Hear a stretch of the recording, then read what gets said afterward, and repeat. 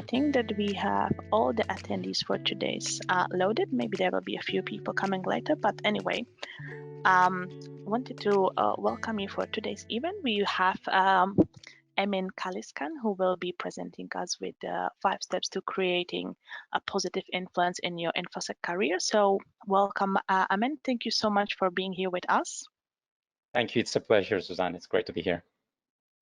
Thank you, thank you. And before we start, I just wanted to do a few bit of the housekeeping, as we call it. So if you have any questions during the presentation, please do use the Q&A or question section of the webinar. We will be reading all the questions in the end. We agreed with Emin that I'm not going to be disturbing him in the presentation, so it will be his monologue for a little bit, but I will be administrating some of the questions on the side. And once his presentation finishes, then we will be asking the questions. And if you guys also want to talk with Emin after, I will enable your microphone and you can discuss with him directly. So that's all after the presentation. And before we kick off, I just wanted to say that we will be having another event with the IRMA on the 12th of October, 13th of October. And please check your mailbox. We will be sending the invite again. So thank you all, everybody coming. And now it's all over you, Emin. It's a pleasure to have you. Thank you so much for coming. Thank you. It's great to be here. Hello, everyone. This is Emin, and it's my kind of pleasure to be able to deliver this presentation. We've been kind of exchanging emails, kind of preparing this for quite a while, but pandemic, COVID-19, unfortunately, affected the delivery date of this. But it's great to be here. And why don't we just get started? Because probably you've been on some webinars, like there's a lot of preamble, there's games and quizzes before we get started. But I'm like, hey, let's just get to it. Let's just get to the good stuff. So first of all, before everything, who this is for. I think this is really important because at the end of today, thanks for taking this time in this beautiful evening. But let's just get started with who this is for, just to set the expectations right. This is for professionals who want to create a positive influence and land better roles, better jobs, better opportunities in their InfoSec career. And for example, if you are an information security analyst, cybersecurity analyst, IT auditor, risk manager, cybersecurity manager, penetration tester, or maybe you want to become one. That's another thing. Maybe you want to become one of those, you want to have one of those roles, one of those opportunities. That means you are in the right place because that's exactly what we are going to cover today. So if this is you, you are in the right place. And a couple of questions like, do you want to upgrade your InfoSec career? Obviously, we will talk about the details of this, like what do we mean by this? But essentially, if you're looking for better opportunities and achieve impactful results on your career, that means in the next 45 minutes or so, we are going to cover exactly that, and hopefully you will love the results as well. And we will talk about easy to implement ideas, like how can you, for example, turn this 45 to 60 minutes into a very kind of rewarding result for you and for your career. So that's the name of the game. But what are we going to talk about in like detail? So in the next 45 minutes, we'll talk about the 5 shifts that you can make today to upgrade your InfoSec career to the next level. If you're like, hey, let's just use the cybersecurity because that's like a buzzword nowadays, that's also fine. I will use those terms interchangeably. I know some people don't prefer that, and I know that there are like differences between them, but let it be. Another question that we will cover, is COVID-19 a threat or an opportunity for you and for your InfoSec career? And the role of effective communications to deliver your message, and what is your message? We'll also talk about that. And we'll also talk about a couple of interview secrets. So especially if you're looking for your next job, next role, maybe you're a contractor, you attend many interviews, or maybe you're just, trying to find the next role, but seems like it's not working for you. That means you will get impactful insights as well. And switching to InfoSec careers from different backgrounds. These are the kind of topics today. And we will not talk about like a technical subject. We will not discuss like the details of cybersecurity. So it's not a technical presentation. Rather, it's for your career and it's for how to get better results with the skills you already have. So that's the name of the game. So before we go into the details, a couple of questions. Does this sound like you? Do you find yourself thinking about your InfoSec career while trying to figure out what you should do next, especially in this current situation, current climate with the pandemic? The world is like upside down. 2020 has been a kind of challenging year for everybody. So do you find yourself thinking about your career future? Are you worried of what's happening in the world right now? And do you want to keep growing in your career? Do you want to take the next and better opportunities, but not sure if it's still possible? Or maybe you are feeling like, maybe I should not move right now. Maybe I should not take any risky action. I just kind of do what I've been always doing, etc.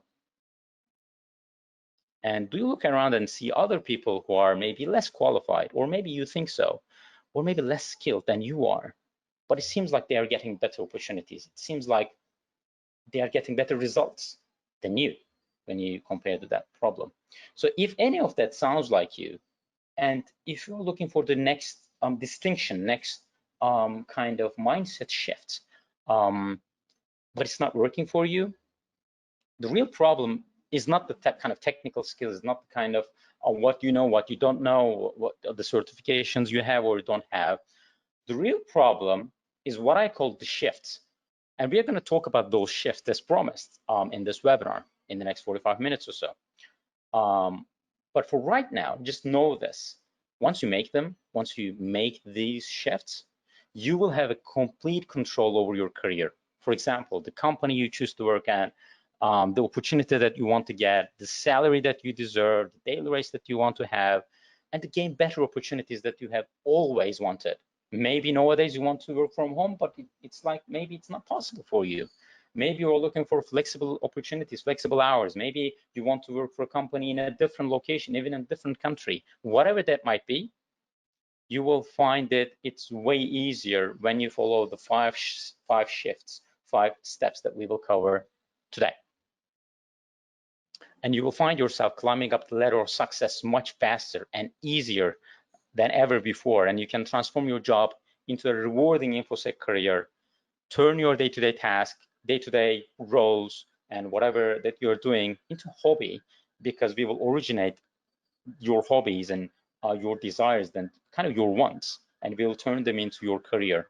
And you will be confident to hit your desired income goals, career goals. Obviously, it's not easy. Obviously, that's like a bold promise. But if you follow these steps, these simple 5 steps, then it's entirely possible. So before we kind of go into the details, let me take a second with you. Who we are, who I am. My name is Emin Caliskan. I'm a founder of FeltSecure, which is a cybersecurity training and career mentoring organization company.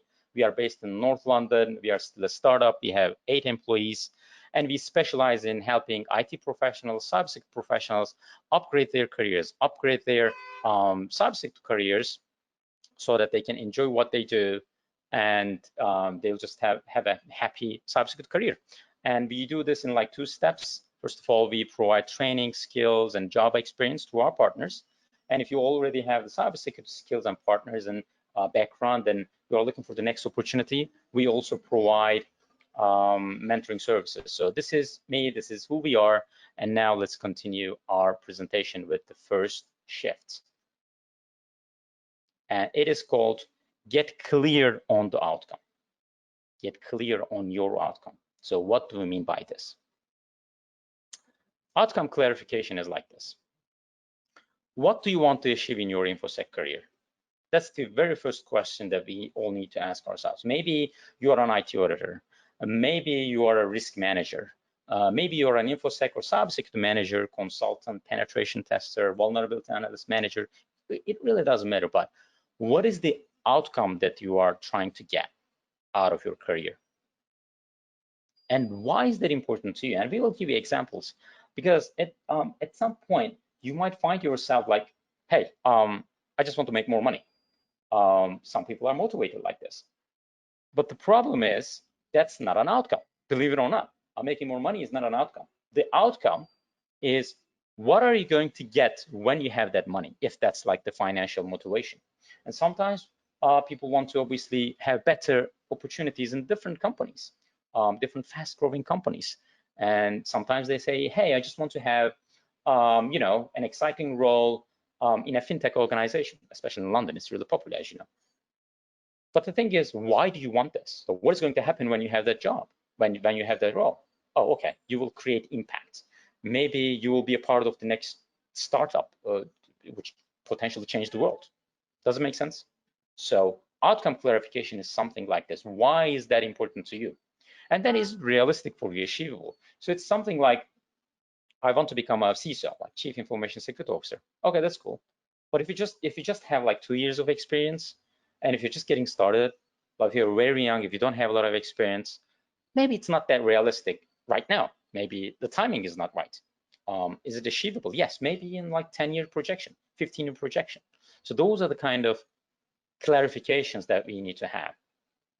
And most important, and we see this a lot. I mean, I talk to a lot of people from all around the world, like maybe I talk to more than 20, 30 different countries, different people from those countries, and they're all interested in InfoSec careers. They're looking for their next kind of opportunity, but many times they don't have the resources. And it's like resources have a couple of elements in it. It's like, for example, do you have the time? Do you have the energy? And do you have the investment? Do you have the money to make that change? No matter what you're trying to accomplish in this career option, this question is really key, because even if, let's say, you're really interested in ethical hacking, you really want to do this, you really want to become a penetration tester. But if you're coming from a total different background, if you don't have the essential IT skills, and if you're really busy, I mean, if you have lots of other responsibilities, then how can you find the time to do it? How can you create a new career out of this? So that's why when it comes to outcome clarification, we need to answer these questions honestly. And the most important one is this: are you committed? Because let me tell you, as you probably know already, there will be challenges. You'll get punched on your face when you want to do something different, extraordinary, when you want to switch careers. Maybe you're looking for your next title, maybe you're looking for an upgrade, maybe a bonus, maybe you want to become a director, manager. It is hard. So it's a kind of test of commitment, really. So that's why it's really important to identify whether you are committed or not. So maybe you're wondering, okay, that's cool, but what is an outcome? Like maybe you want to get the specifics of an outcome. The outcome you want is the cornerstone of everything in your InfoSec career, or maybe in your career, okay, in your entire career. And there are kind of a couple of things that you need to take into account when it comes to setting your outcome. It needs to be specific, it needs to be amazing, it needs to be measurable, and at the end of the day, it needs to be an outcome, not something on the way to an outcome, okay? So what do I mean by this? Let me just give you an example, just to make it kind of clear. For example, I want to start working as a penetration tester outside IR35. For those of you in the UK, that's a big thing nowadays, because there are like, policy changes. So it's just a kind of a scheme that you can work under. It's more kind of favorable for tax purposes. And want to make £700 a day working from home so that you can avoid getting infected with COVID-19, so that I can complete my daily tasks by 5 p.m. and then take my kids to the playground at 5:30, or maybe take my spouse to, I don't know, the cinema or something, okay? Maybe I'll just play a video game or whatever. Many times, when you want to set an outcome for your career, it starts after this so that part, okay? So for example, you want to, for example, become a risk manager, a director of a very important, let's say, a company, one of the big 4 companies, let's say consultancy companies, in one of the departments. So that's what you want. But if you finalize the sentence with so that, then the real outcome starts, so that I can complete my daily task, so that I can have total financial freedom, so that I can spend more time with my kids and I can see them grow, so that I'll be, I'll have a very happy, I don't know, a family relationship with my wife. So these are the things which are outcome. All the rest, like for example, get started in a certain role, company, start making good money, those are many times ideas, steps, milestones to the way to an outcome. Okay, so that's a very important and key distinction that we need to keep in mind. Okay, quick tip. We will answer those questions like in this format between shifts. So quick tip, is COVID-19 a threat or an opportunity for your InfoSec career? So what do you think about this? I'm not sure if I can see the questions right now, but you can type in the box, what do you think about this? And then I will get back to you, but just to see that you are here and listening to the webinar, I think that's a good practice. You can just leave your comments. So what do you think about this COVID-19? Do you think that's a threat for you, or maybe an opportunity? Because, you know, at the end of the day, you're a cybersecurity professional, and, you know, as you can probably notice, there are lots of opportunities. So what do you think about this? You can leave your comment and I'll get back to it. But let me just give you a couple of numbers, really. This is from LinkedIn Jobs. There were almost more than 250,000 open cybersecurity related positions in April this year, but almost 350,000 opportunities in June in LinkedIn Jobs. Obviously, this tells a lot to us. Yes, I mean, when you watch the news, you might see everybody's kind of losing their opportunities, losing their jobs financially. Unfortunately, many people are in trouble. That's really sad, and that's the reality. We cannot fight with the reality, yes. But when we flip the coin, when we look at what's happening in IT, cybersecurity, software services, well, according to these numbers, it's like the same, and it's been growing, as you can see on the numbers. It's growing, and it makes a lot of sense, because now, as we can see, more and more companies, more and more businesses, they're looking for ways to switch to IT, switch to online services. Just like think about Zoom. I mean, you know, just a couple of months ago, because of the high demand, Zoom expanded the company, the software company, expanded its operations because of the massive demand, especially in cybersecurity, because there were lots of privacy-related issues, whether the kind of meetings are secure, whatnot. So at the end of the day, there are always opportunities if you know the next steps for you, if you know that, hey, this is my opportunity. When I look around, I need to make a move. I need to take action. I need to do something different. And then you just do it. So that's why if you're feeling like, hey, I mean, the world has come to an end, we don't have a lot of opportunities right now, whatever, according to these statistical results, scientific data, that's not the case for InfoSec professionals, cybersecurity professionals, and everything. So I just noticed a couple of answers. Thanks, Olivia, Georgie, Danny. There's just, yes, these are just opportunities, and Fatma as well, advantage for sure. Okay, so that was the first shift. That was the first step. Why don't we go ahead? Why don't we take a look at the second shift that we can discuss? And the second one is actually a question for you. What's the problem you are solving right now? What's the problem? Okay, so now we have identified the outcome that we want to generate. Now let's take a look at the problem that we want to solve so that we can get the outcome. Okay, so how do we identify the problem? It has a couple of steps. Talking about how you work, how you do your thing, how you do your magic is not as the same as an outcome. Okay, that's different. So let me just give you an example to make it kind of clear for you. For example, you might say, I'm an IT auditor. Yeah, that's good. I do IT, cyber, infosec audits, network audits, lots of governance, ISO 27001, you know, all sorts, different for different regulations, policies. I do audits. It's not an outcome. It's how you work. Okay, it's not outcome focused thing. But in reality, you need to think about the problem, the solution, and who you help. So it's like the problem, the solution, and how you help. Okay, and who you help. The how starts after that. So let me give you a syntax so that it will be clear for you. I help group of people, business, industry, your target audience, let's say, solve or achieve or accomplish this result, this problem, solve this problem or achieve this result or get to this specific point so that the biggest benefits. Okay, please pay special attention to so that, because we see this again, because that's really important, and it's really easy to construct your sentences this way when it comes to creating an influence in your InfoSec career. So let me just give you another example. I help fintech startup companies fix their IT security issues so that they can focus on growing their business without thinking about InfoSec risks. Okay, so this is like a syntax. This is like an example.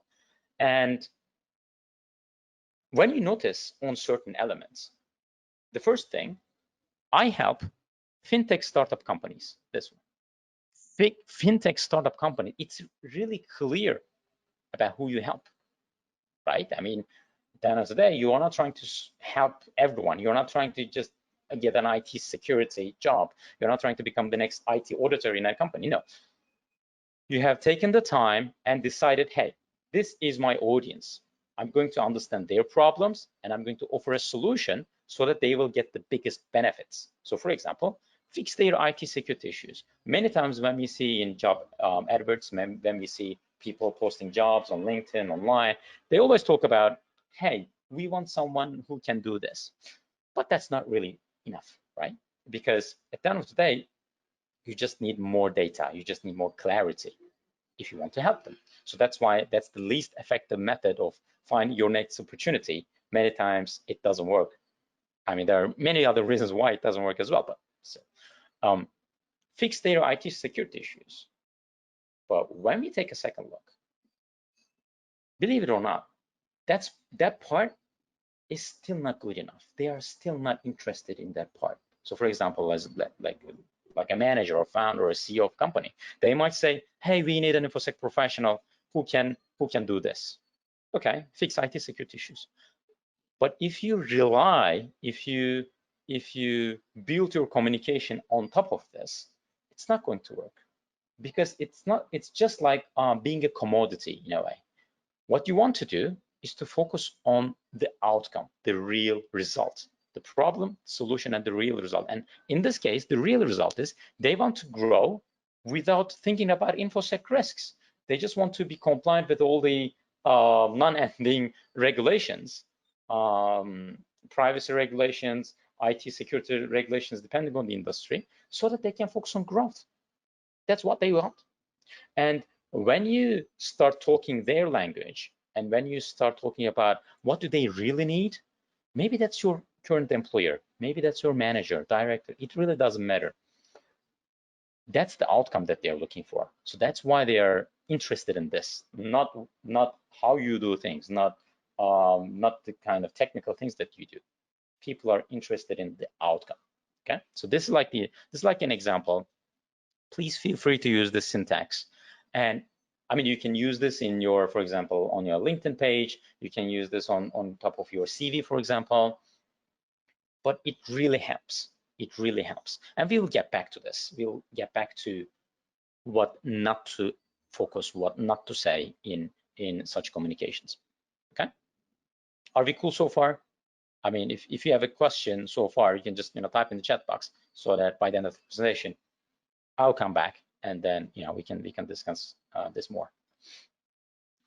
A quick tip, another question that we had in the webinar description introduction. 1 out of 5 cybersecurity professionals on average joins the industry with no technical background. How's that possible? So you might be thinking, hey, I don't have that IT background. For example, if you're interested in InfoSec careers, cybersecurity careers, but don't know how to get started, and it looks like 1 out of 5 cybersecurity professionals make this happen. Like, this is their reality. And how is that possible? First of all, let's just take a look at the numbers. Okay, so this is from a website called CyberSec. You might want to write that down. CyberSec. It's a US-based. It's a really good kind of summary, so that you can see all the paths, you can see all the InfoSec career options there. And according to the data that they have, deep technical expertise not a prerequisite. For example, 25% of the workforce have non-CIS degrees, meaning non-computer science degrees, and 1 in 5 moved into cybersecurity from a different sector. Okay, could be military defense, communications, engineering, finance, marketing, you name it, sales, legal, human resources. There is a misunderstanding, misconception about this. Like, hey, you just need to know everything about this. Without this, you cannot make this happen, whatever. But when we come back to the question, like, how do they do this? Like, how one out of 5 professionals, maybe it's you, maybe you are watching this webinar right now and you are one of those successful professionals. It's awesome. The reason is, when we turn back to the first and second point, like, what is the outcome that you provide and what is the problem that you're solving, then it really makes a lot more sense. Because let's just take a look at what is cybersecurity and what are the elements in cybersecurity, so that we can infosec as well. People, process, technology, PPT, you can remember like this, okay? There are 3 pillars: people, process, technology. So for example, on the people, communication, analytical skills, dependability, teamwork, leadership, self-starter. On the process, like process management systems, project management, governance frameworks, audit processes, risk assessment. And the technical, obviously, like secure coding, maintenance, networking, system administration, secure communication, all of it. Infosec is a combination of these 3 elements. Depending on your role, depending on your job, depending on what you do, obviously, you might have a different focus area. You might have a different focus group. Maybe what you do is like 80% process related, 10% people, maybe 10% technical. And you are coming from a, let's say, business administration background, which is perfectly fine. Why? Because most of the skills that you already have, you had from your previous background, you have experience with, even if that's not InfoSec, that's not cyber, that's still valid. That's still possible for you. So that's why, as long as you dial in the problem that you solve and how you are going to solve it and who you are going to solve it for, you are like golden. Okay, that's that really helps. So that's why this is how people actually make this transition. Okay. Why don't we go ahead? Why don't we take a look at the next next shift? Let me see if we have any questions. We'll get back to the questions anyway. I have a question regarding color Linux, for example, but I will get back to that field just a second.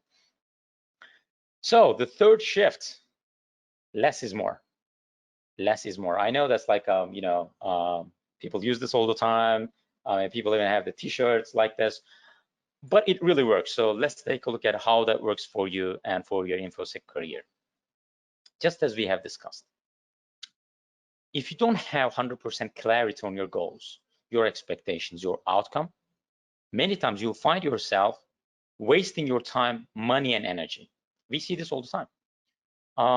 I kind of remember one of my friends and students, clients, I guess 1-2 years ago.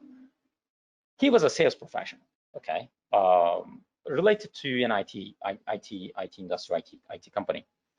He wanted to make this shift to cybersecurity so that he can become a cybersecurity professional. And what he told me before we started working, he talked to different people in the industry. Maybe I don't know. Maybe if he talked to different recruiters or different people, but many times when he starts talking about like, I want to become a cybersecurity professional, people start throwing in different ideas, different tools, different certifications. Hey, you just need to get like, I don't know, CH, or you just need to study ethical hacking, like OSCP, maybe if you want to go down that route, or you just need to get this. But when we had a discussion, like, hey, what do you want to do? Like, what is the outcome that you want to provide?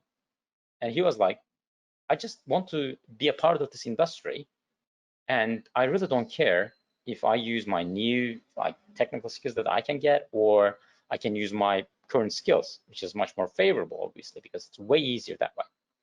And I was like, okay, you already are a cyber sales professional.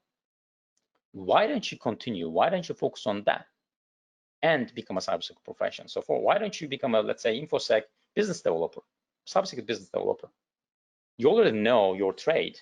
You just need to apply your skills with a different mindset, with a little bit of training to a different field. And fast forward 3-4 months, instead of studying for different ethical hacking, whatever, He started working as a cybersecurity business developer, 50% salary increase, just living his dreams. As long as you know what you want to do, what you want to accomplish, then it's way easier for you to make that transition. So that's why less is more. So a couple of questions. What is the easiest, fastest way to get there? It is not obviously wasting your time, energy, money on useless materials, courses, companies, roles, industries. Many times we see people like, hey, to become a cybersecurity professional, you just need to read 10 different ebooks, 1,000 page long. If you want to become an IT auditor, you just need to do this. But when we step back, when we really dial in the problem that we want to solve, the company that we want to solve it for, it's way, way easier for you, and then you will have better results. And let's just take a look at a quote from Steve Jobs. I think it's really relevant, and you can apply the same principle for your career too. People think focus means saying no to the thing you have got to focus on, but that's not what it means at all. It means saying no to the 100 other good ideas that there are. And we see this all the time. I think Apple right now is the most valuable company, right? More than $2 trillion, I think. But when you look at their portfolio, when you look at their products, it's just handful. Like they have their, iWatch, iPhone, iMac, MacBook Pro, just to name a few, but probably under 10 different products. But they are the most valuable company. And it's just based on this. It's more than identifying what you want to do. It's more about what you don't want to do. So for example, you want to become, let's say, a risk manager. What about the industry? Do you want to work in like fintech, health tech, consumer services, retail? Like, what is your industry? And then what kind of companies do you want to work at? Obviously, they have different priorities. They have different systems. They need different things. What do you want to accomplish? Like, where do you want to be? And then you can easily pinpoint what you want to accomplish, what you want to do. And it's way easier that way, because instead of trying to learn everything, instead of trying to be everything for everyone, you just say, hey, I'm just interested in this. This is what I want. And it gives you a lot of power when you start talking to potential recruiters, when you start talking to potential hiring managers, even your current boss, your director, your manager, because you are really focused at that point. You are really focused on what you want to do, what you want to accomplish. Does it make sense? So it's just like this. So that's why saying no and less is more is very, very important for your InfoSec career and to create a better impact. Another tip, skills, experience, or something else, excuse me, where you should focus to create the highest impact on your cybersecurity career, like what you should do. Is it skills, like you need to get more skills, more certifications, you just need to get more experience, or maybe something else? To me, the answer to that question is focus on the problem you solve. Understand and talk about your audience's problem better than anyone else, better than anybody else.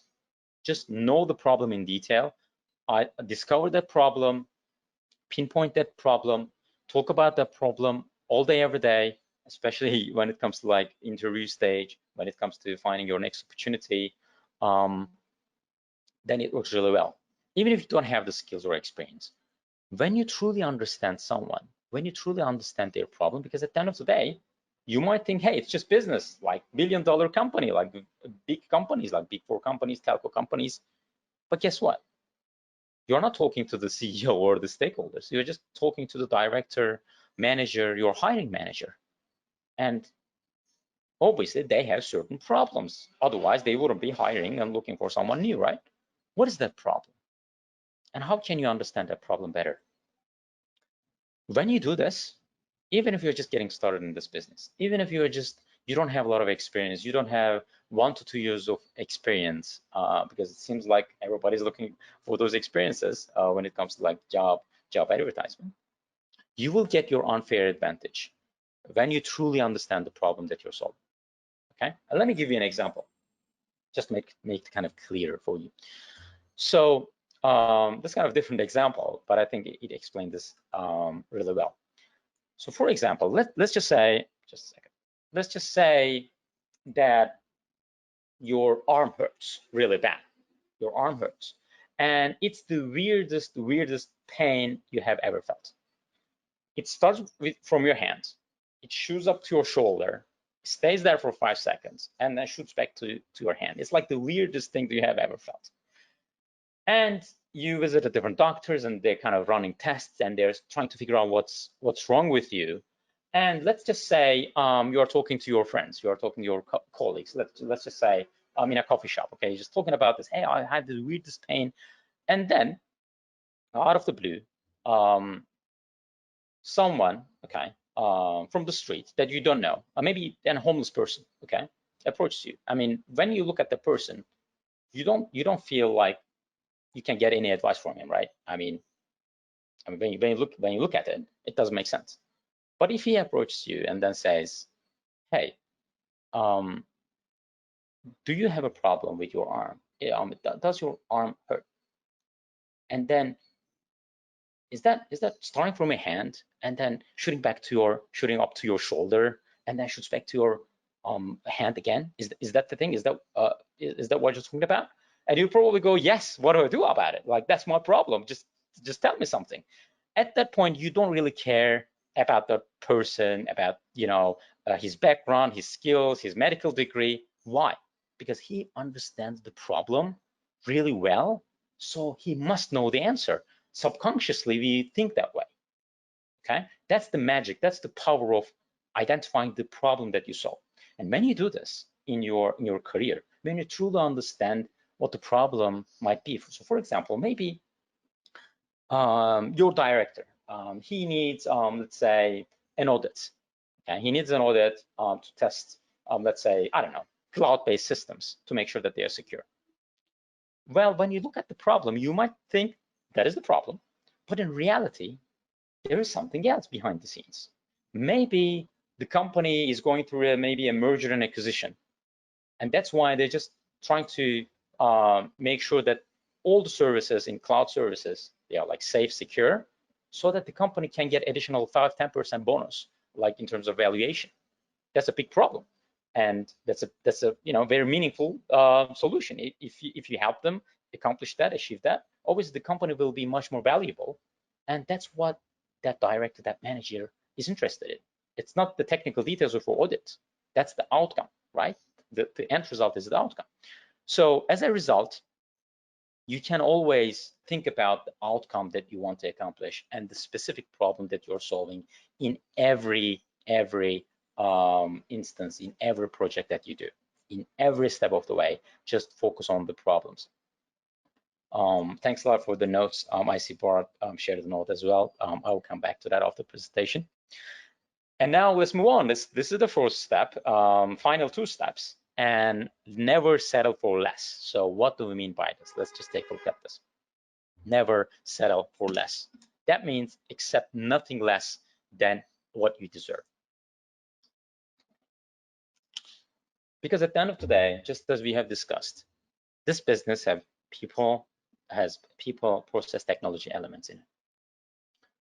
At the end of the day, I think most of you already have a lot of experience in different fields, maybe in Infosec, maybe in cybersecurity, in maybe different titles. At the end of the day, cybersecurity Infosec domain has more than 200 different job titles, believe it or not, according to the CyberSec. So probably you have something already, maybe an education, skills, experience, certifications, something. You can use everything that you have, okay? So it's pointless to pigeonhole yourself and then think about, hey, I only have this, would that work? No, you can focus on this and then look from a kind of a higher perspective, like a bird's eye view, and then say, hey, you know what? I actually deserve much better opportunities because I have experience in similar areas. So for example, for my friend, as I mentioned, he had a lot of sales experience. And when he wanted to start a cybersecurity business developer position, at the end of the day, it was like, hey, I already know the basics. In fact, I'm a kind of an expert in this. I just need to know and learn a couple of different elements in Infosec and then apply my new skills, new abilities. Because as we discussed, technology, process, and people elements, and your worth is based on your understanding on the problems. That's the first thing.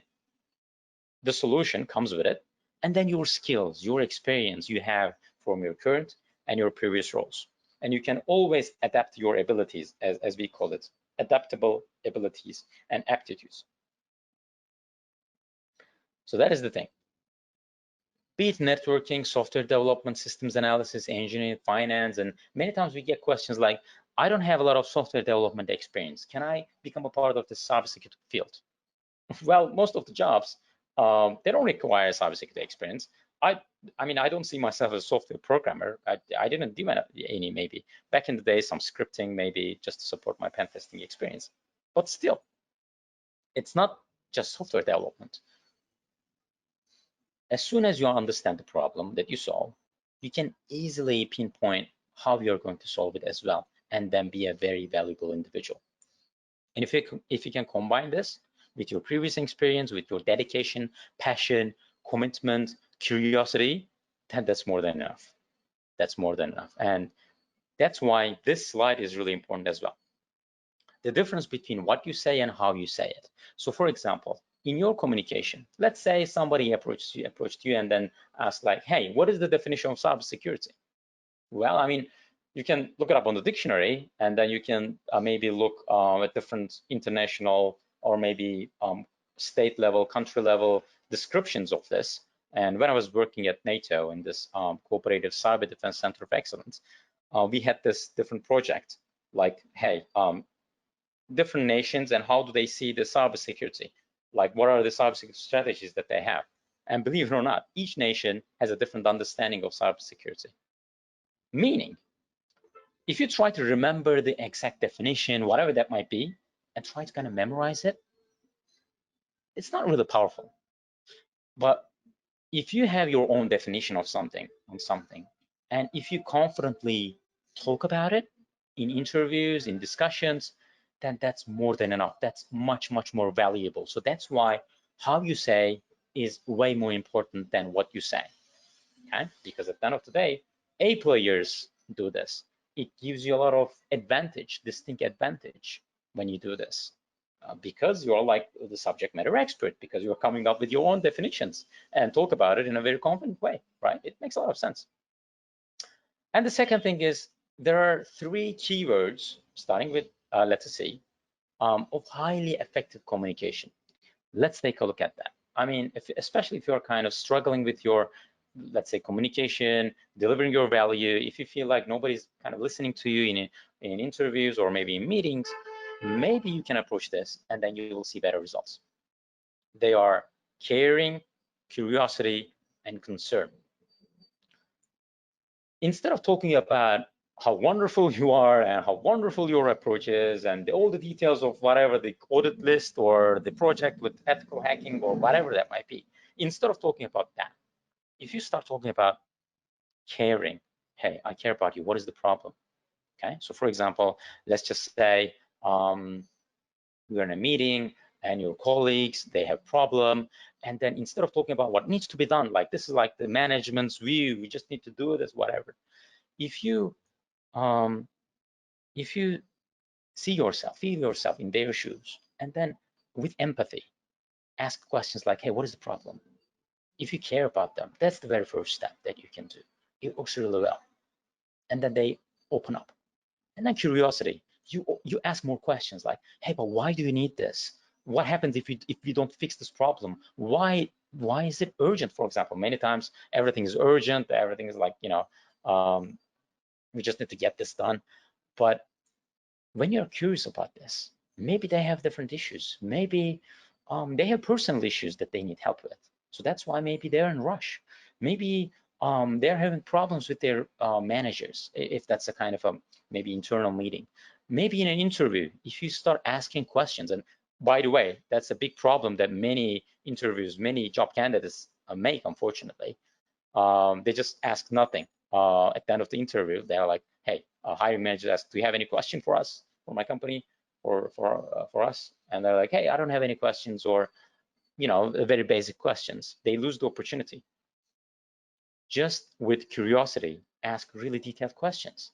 Now, what kind of an impact are you expecting from me?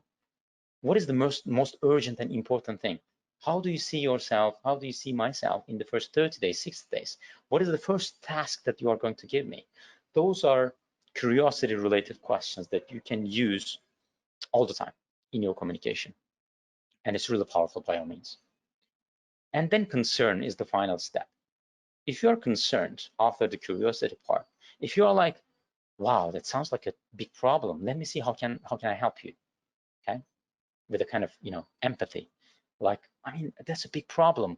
Even if you don't have to do it, if you send that additional email, if you just, help them to complete that project at that time, if you just you maybe work a couple of hours, I don't know, extra work, stay in the office, make sure that it's done. When you do this, it's not just the communication, it's not just, that moment, but actually you will become friends with that person, trust me. Why? Because it's no longer a business thing for you. It's not like a business colleague relationship, because you truly care about them. And then you will get the results over and over again. I mean, when there's an opportunity, they will first come to you. Even if, I mean, let's say you're looking for a job and then you're talking to recruiters, they're busy, really busy dealing with, filling jobs. They have different requirements. They have their own clients, companies and hiring managers.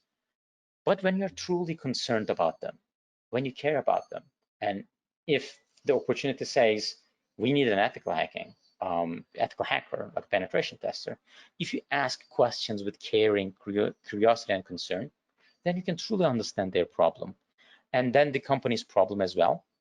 And then you can build your communication on top of this. Does it make sense? It works way better than what people do like nowadays all the time. And the final shift, join a mastermind group. It's the final shift. I know the clock is ticking. Let's just get to this and let's just see what do we mean by this, join a mastermind group. I don't know if you ever read this book, Think and Grow Rich by Napoleon Hill. It's an amazing book. It's an old book, like maybe 100 years old, but it's really powerful, especially if you're looking for the next edge, next kind of upgrade in your career, in your welfare, in your financial situation. This is like a must read. I strongly recommend this. In one of the chapters, he mentions the mastermind group and the importance of this. And the definition is something like this: a friendly alliance with one or more persons who will encourage one to follow through with both plan and purpose. Plan and purpose. It starts with your plan. Okay, what is the plan? Actually, the purpose, sorry. It starts with your purpose. The first shift that we discussed. Why do you want to do this? What is going to happen when you make this a reality?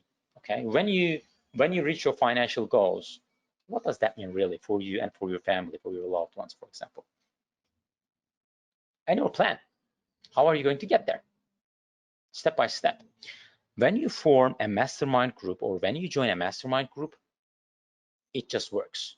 It helps you a ton because the world is filled with negativity. When you go to random pages, random forums, LinkedIn groups, Facebook groups, when you talk to people, many times you see a lot of negativity. And what's even worse, you get conflicting advices, and we see this all the time. So for example, if you ask Google, like, hey, where is the nearest coffee shop? You will get a certain answer. Okay, it's analytical, it's for sure, it's granted. But when you ask questions like how to get started in cybersecurity, you will get a million different answers, right? Because everybody have different opinions. So that's why it's really important to create a mastermind group, especially if you want to upgrade your career, upgrade your life. If there's a burning problem that you want to solve right now, it's really important. And everyone should have a mentor as well. Many times when you join that mastermind group, if you have a mentor as well in that group, so that you can approach, you can ask questions, it saves a lot of time and energy. Otherwise, you just need to test it, whether it's working. You just need to make the same mistakes which other people have made already. What's the point? So that's why having a mentor, regardless of your current situation, regardless of your career life situation, is really, really important. Why? Why we all should have a mentor? I mean, I have my own mentors, my own mentees, but I see all the great people, all the very successful A-level people, they all have mentors. Because You will have questions and problems to discuss with an expert, that's for sure.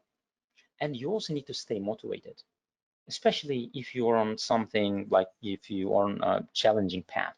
Let's say you don't have any InfoSec cybersecurity background, but you are trying to get your first job. That's a challenging task.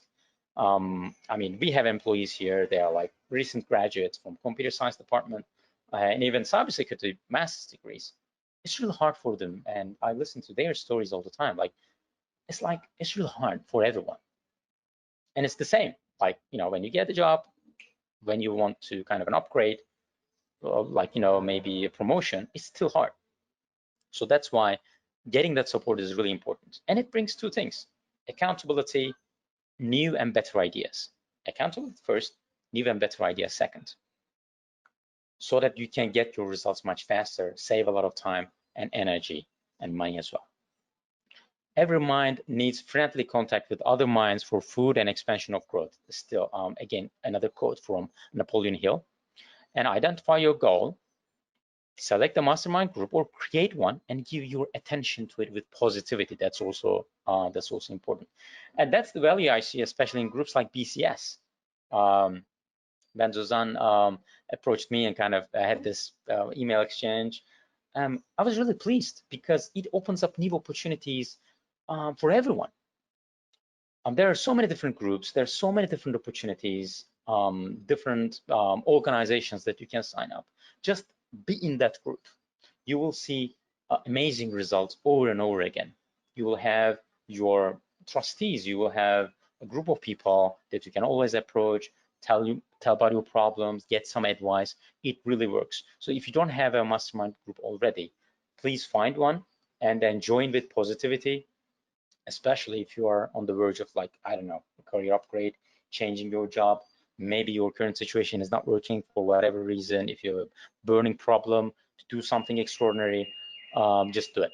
It really works. Okay, so we have now completed the shifts, and now let's talk about the final tips, and then we'll continue with QAs.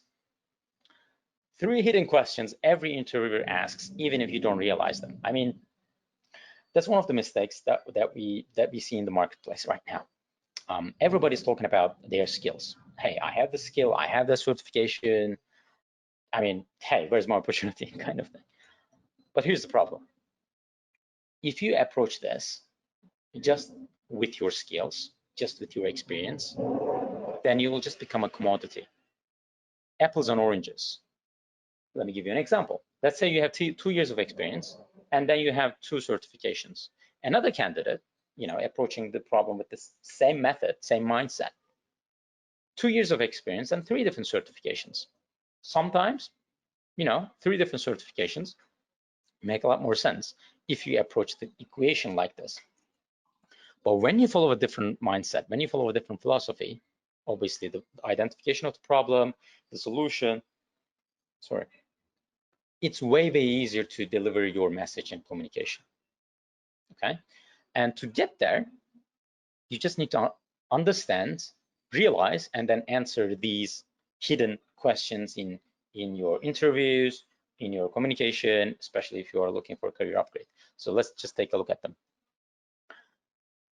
First question, believe it or not, this is, do I like you? Do I respect you? Do I trust you? You can come up with different variations, but at the end of the day, do I like you? Because people want to work with people whom they like. That's the bottom line.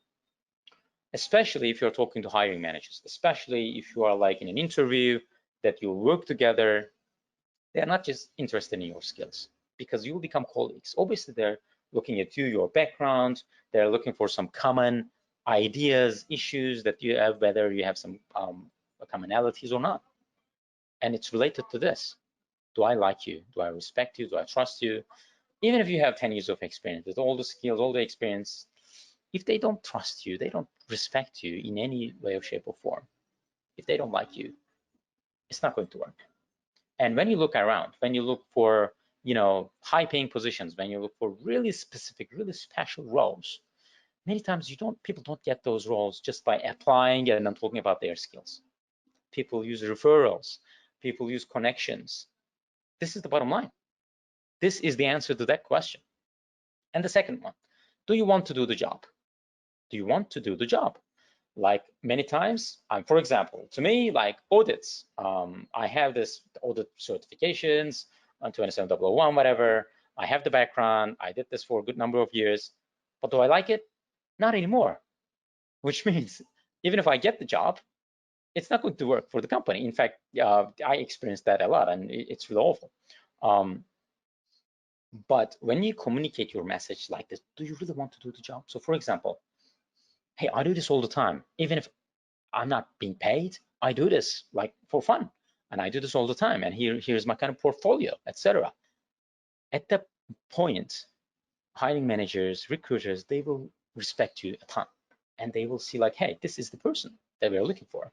So we don't have to motivate them to do the job. He's already motivated. Doesn't make sense? So that's why do you want to do the job is really important. And the final question is, can you do the job?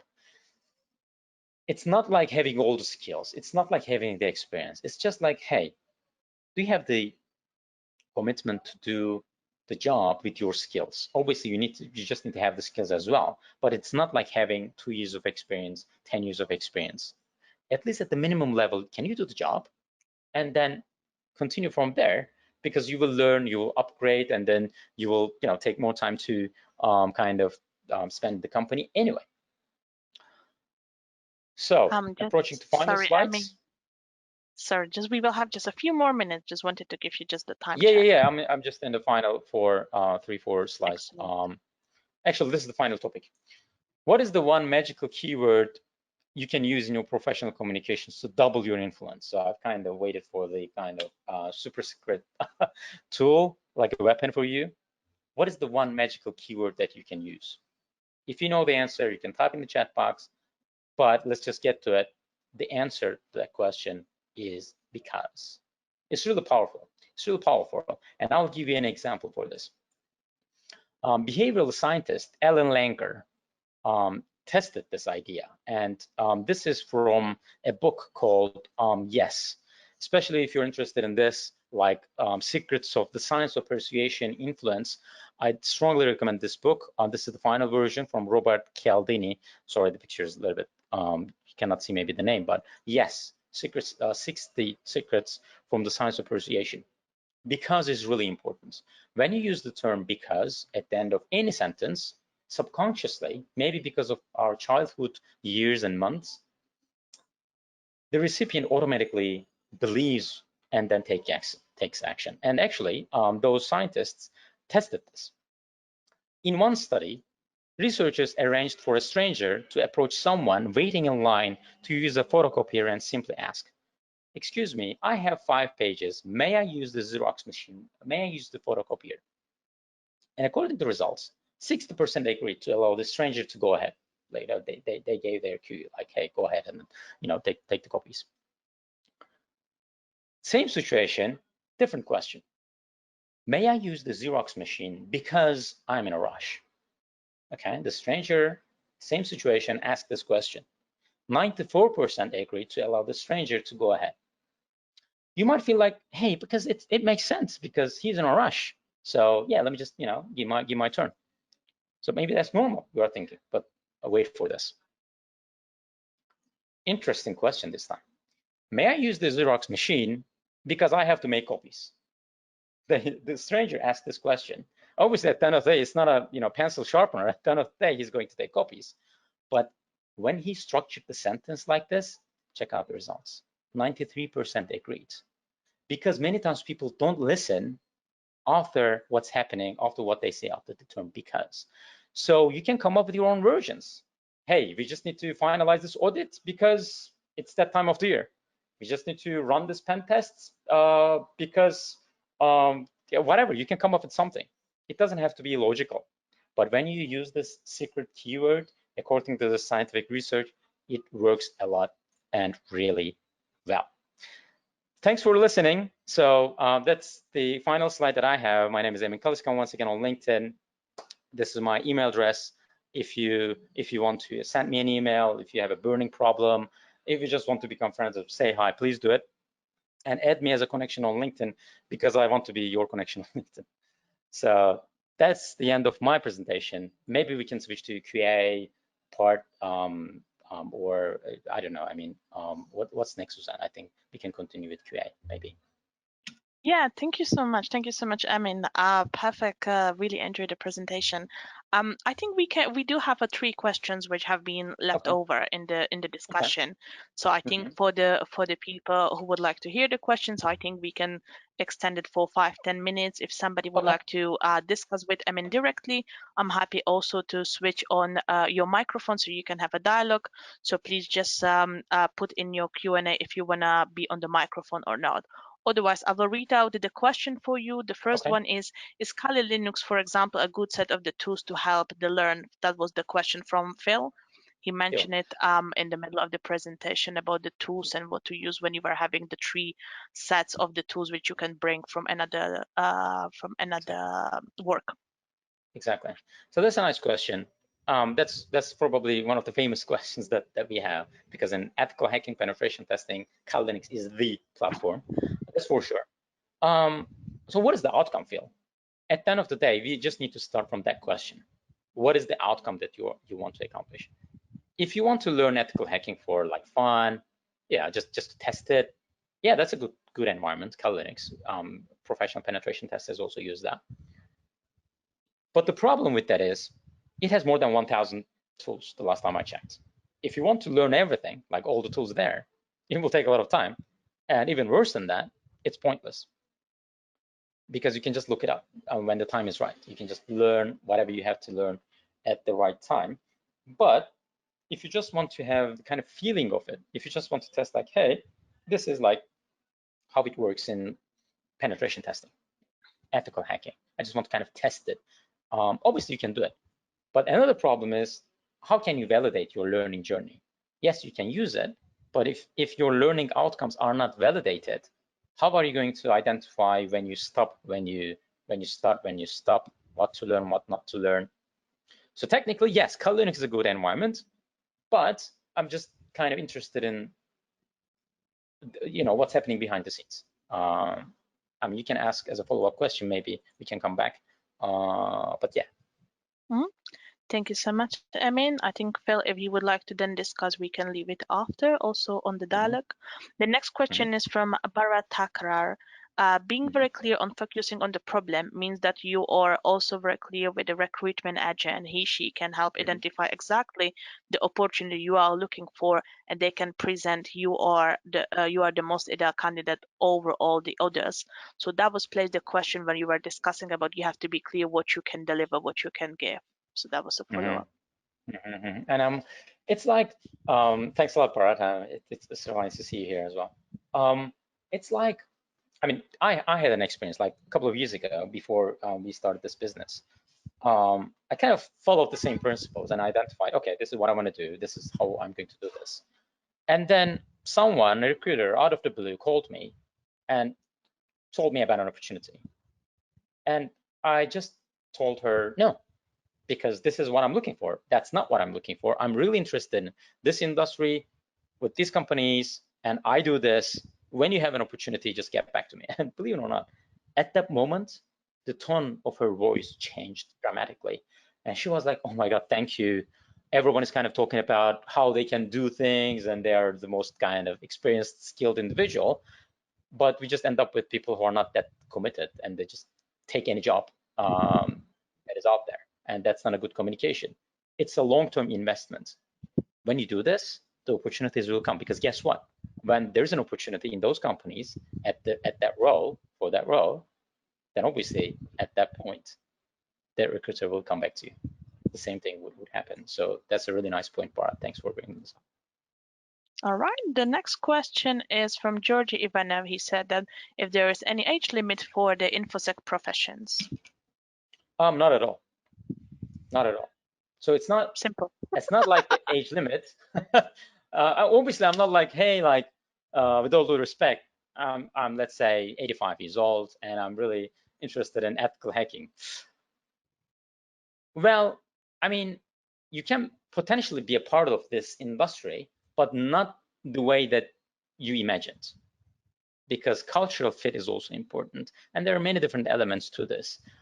It's not just skills. Yes, you can be a part of it, but which specific problem can you solve and for which companies? Probably there are opportunities for you, regardless of your age, 50, 60, doesn't really matter, 22, it really doesn't matter, 18, because we see great examples all the time.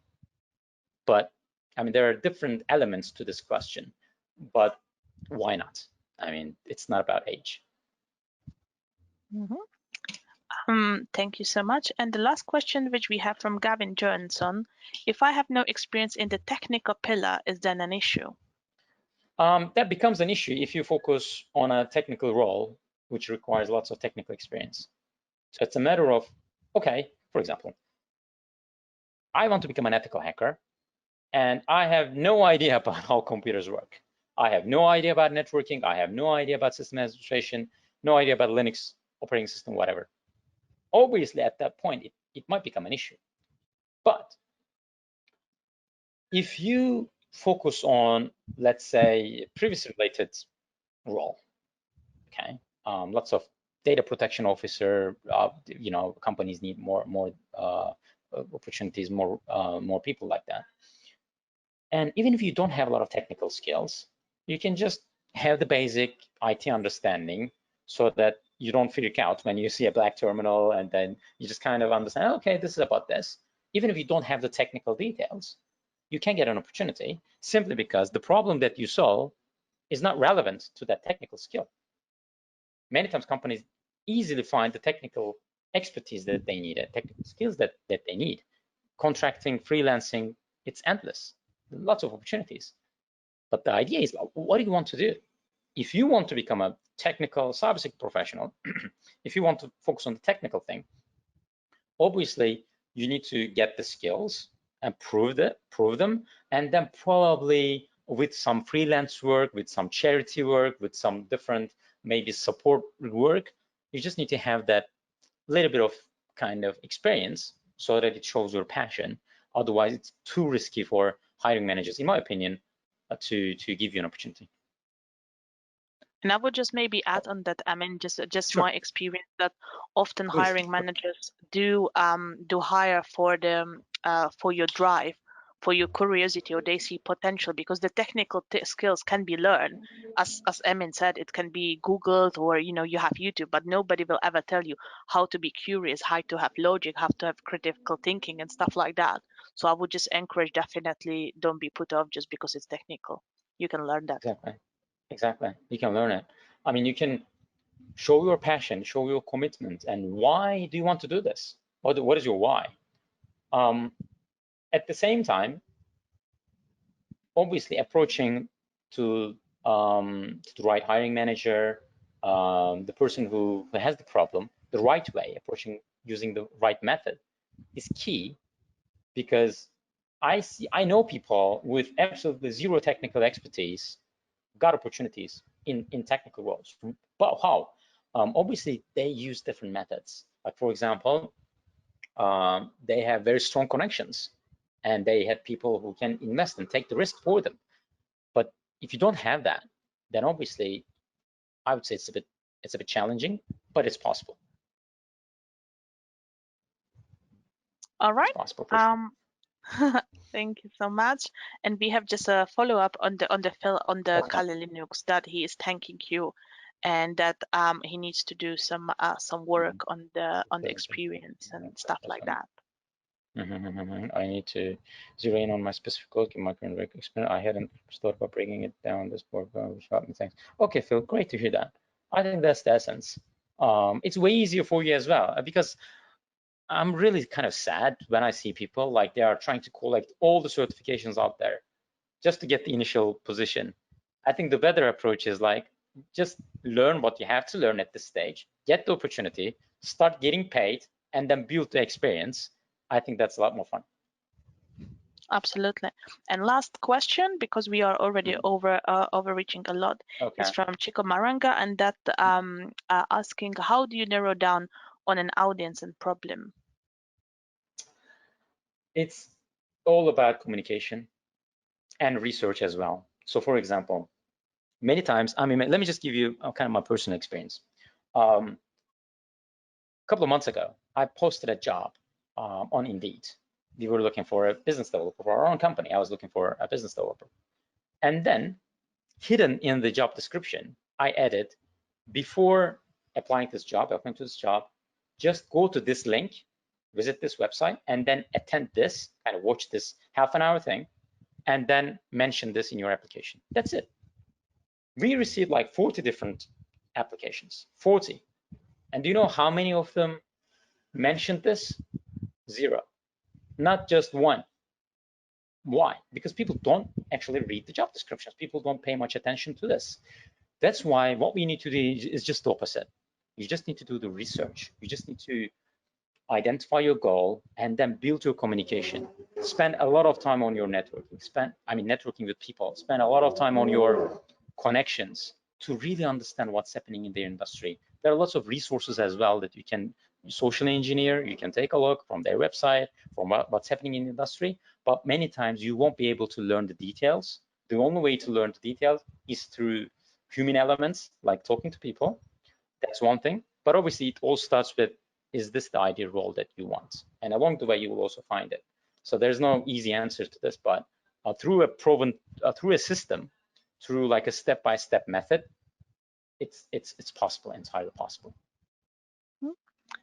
And last one, we really have to finish. I'm sorry for pushing you guys. I know that you do have a lot of questions we could be asking. I mean, so many questions. And as you proposed, please connect him on the LinkedIn. Exactly. He's very chatty, and I think he will enjoy that. Just pretty posted. Hello, I actually have recent Infosec project manager experience, but still struggling to get a new role. Would you have any recommendations? Maybe just a few words of the hope in this situation, maybe to close it on the positive note? Okay, the positive side is there are lots of opportunities. So please don't think and don't fall into the trap of, hey, we don't have a lot of opportunities. No, thousands of opportunities out there. And many times, well, it's not maybe a pleasant answer, but many times people need surgery. Like they need to upgrade their mindset. They need to change their perspective. They need to do certain things. It is possible. It might take some time, a couple of months, but that's the case. So it's not like a band-aid.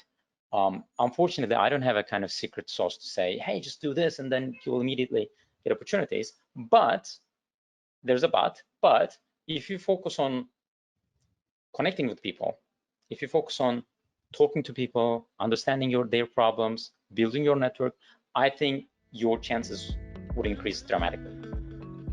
And on that note, thank you so much, Emin. It has been a wonderful presentation. Thank you very much. I'm stopping recording right now. If anybody would like to have some more chat with Emin, we will be here for 2-3 minutes or something like that. So thank you so much, Emin, on the behalf of the BCS IRMA, and also thanks everybody who attended. We enjoy having you today. Thank you. Thanks, Suzanne. It was a pleasure.